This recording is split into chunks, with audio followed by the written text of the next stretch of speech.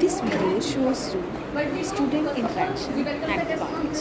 I hope you will like it and you will insight about beautiful things about it. Thank you.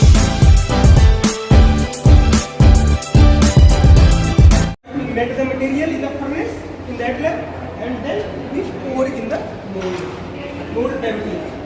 We pour the material and we get the particular shape. Okay? Let's see. In your lab and language you say kharab machine, you know? It's called a kharab machine.